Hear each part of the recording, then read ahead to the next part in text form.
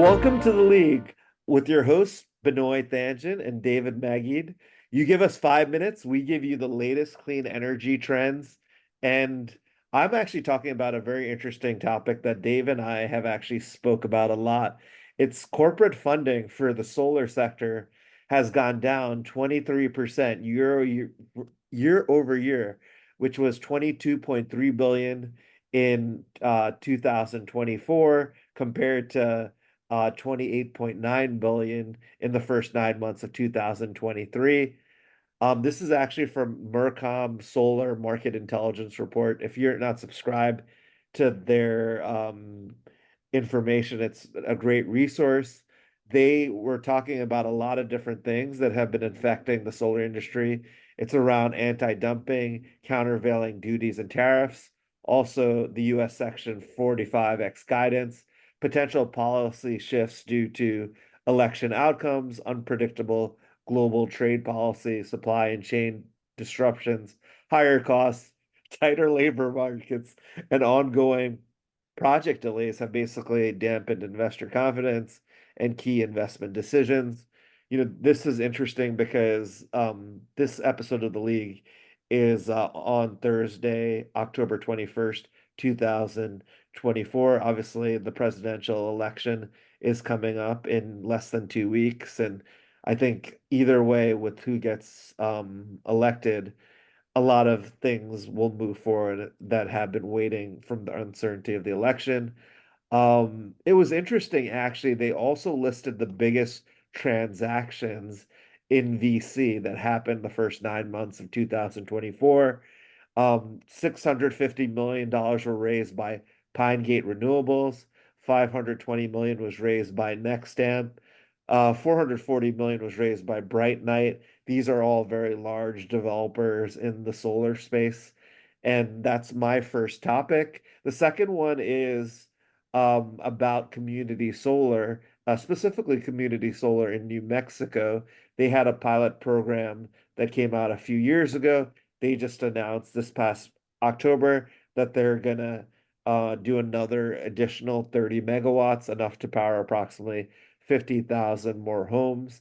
Addition to, they're going to try to make it easily for self-attestation for confirming the eligibility of low-income subscribers. We've heard mixed things about the New Mexico market. There has been challenges related to interconnection and things taking a long time to work through with the utility, and also a lot of it being oversubscribed very quickly, which we see in pretty much every solar market. Once there's a program, there's a lot of aggressiveness within the developer community to get site leases. And we'll see what happens with the New Mexico market with this expansion of their community solar program. And that's that. Benoit, absolutely amazing topics. Always gets me excited just kind of hearing all that money that's being raised and all those stats that you're sharing. So appreciate you bringing the heat on that one.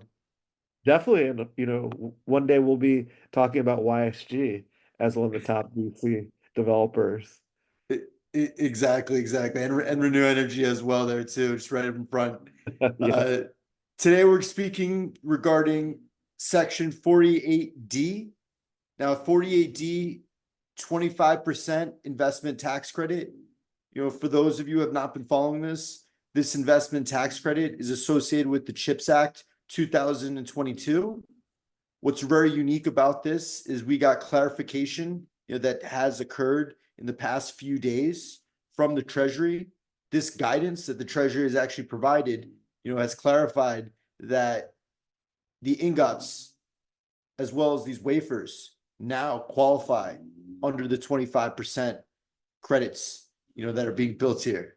So that means that this is not just for the silicone, that all these facilities that we made, for the fab facilities under the CHIPS Act, but now we're able to utilize these. It has been clarified for solar photovoltaics as we're starting to see more vertical integrated facilities, as we previously spoke about, related to the Q-Cell project of development of their manufacturing facility over in Georgia. Next topic that a lot of us are hearing about is the PJM market. PJM market is an absolute mess right now. stay away, be careful, know what you're doing. If you're even thinking about entering PJM right now, there is a huge mess that is trying to be cleaned up still.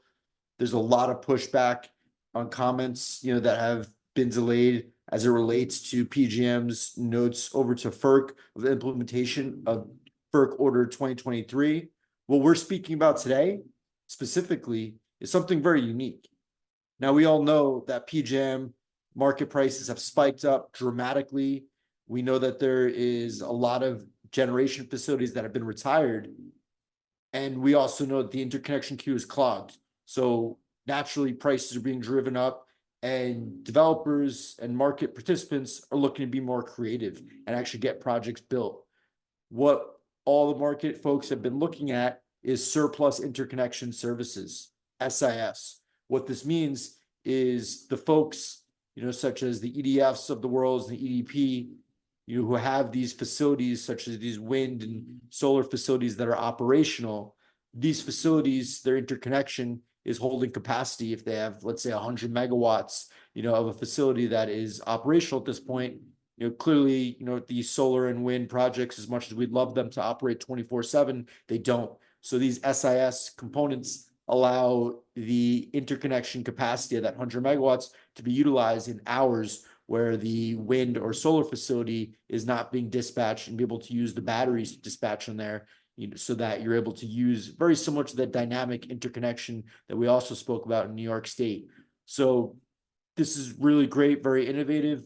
PJM is not going for it. They're denying it. There's a lot of back and forth PJM.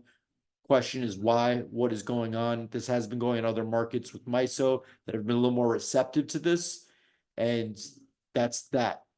You've just listened to 5 minutes of the absolute greatest news in the clean energy technology sector. 5 stars. Make sure you like it, subscribe, and that's that.